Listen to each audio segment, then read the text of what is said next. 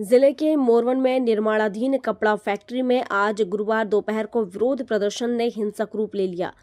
बीते एक महीने से मोरवन बांध के पास के गांवों के किसान विरोध प्रदर्शन कर रहे थे। उनका कहना है कि फैक्ट्री के लिए मोरवन डैम से पानी दिया जाएगा एवं फैक्ट्री से प्रदूषण फैलेगा।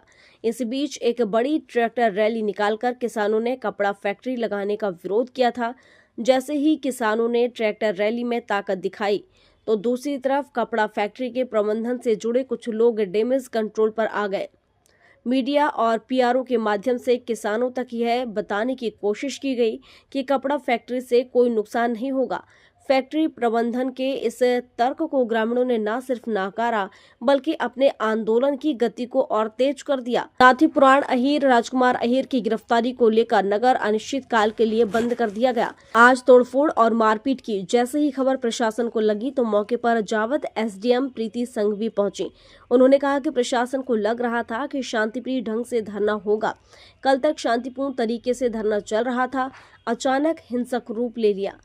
राजगढ़ थाना पुलिस के 4 पुलिसकर्मी गुरुवार सुबह से ही ड्यूटी पर थे।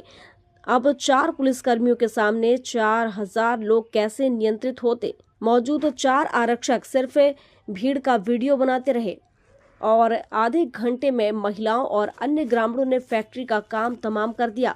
दौड़ा कर कर्मचारियों को पीटा। स्थिति तो यह हो गई कि 2 किलोमीटर दूरी तक अपनी जान बचाने के लिए फैक्ट्री के कर्मचारी और मजदूर भागते रहे। इस पूरे मामले में रतनगढ़ थाना पुलिस का सूचना तंत्र भी फेल साबित हुआ।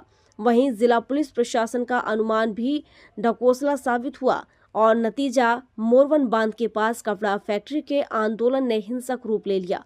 पुलिस प्रशासन की नाकामी इस बात की है कि उनका सूचना तंत्र भी यह नहीं बता पाया कि तोड़फोड़ मारपीट जैसी गंभीर घटना भी हो सकती है।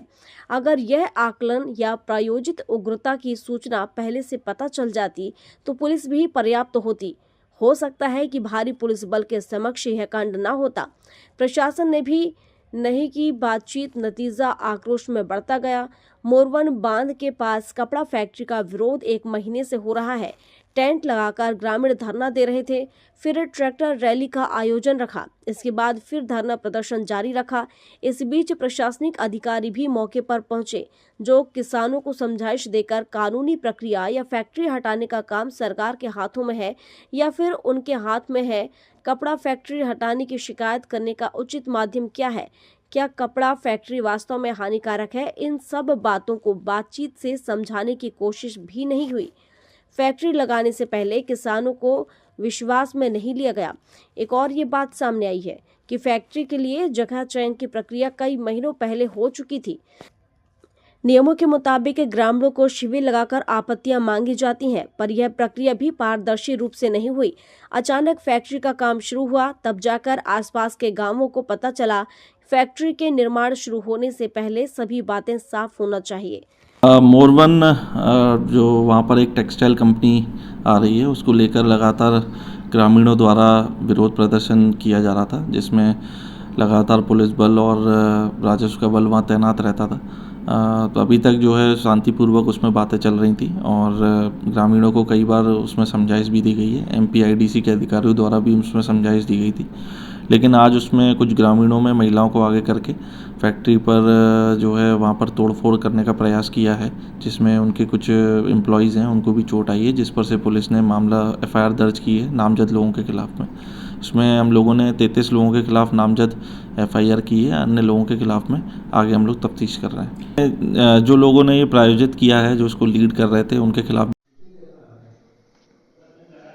मोरवन और आसपास के सभी साथियों, मेरा आपसे अनुरोध है कि हम लड़ाई जारी रखेंगे, लेकिन कानून के तहत, कानून के अंतर्गत कानूनी लड़ाई हम लड़ेंगे।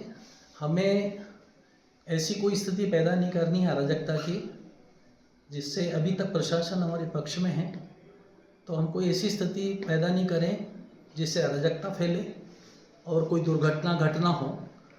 हमारी लड़ाई सिर्फ ये है कि इस डैम से पानी नहीं दिया जाए और यहाँ अपना पॉल्यूशन नहीं हो। ये 2 चीज़ के हमने उद्योग विभाग के अधिकारियों से भी चर्चा की है और कलेक्टर महोदय से भी, एसडीएम महोदय, सबसे यही हम चर्चा कर रहे हैं। मेरा फिर अनुरोध है कि हम लोग कोई भी चीज़ अपने हाथों में नहीं ले, कानून को अपने हाथों में नहीं, लेकिन कानून सभी क्षेत्रवासियों से मेरा कहना है कि मोरवन को लेकर जो चर्चाएं चल रही है और जो आज की कार्रवाइयां हुई है और जो भी विवाद आज आया है सामने, ऐसे विवाद नहीं आने चाहिए और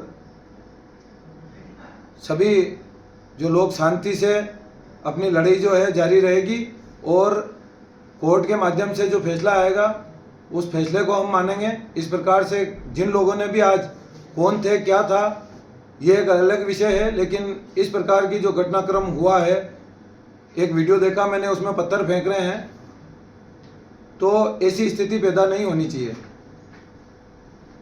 धन्यवाद। नीमच से शब्बीर हुसैन की रिपोर्ट।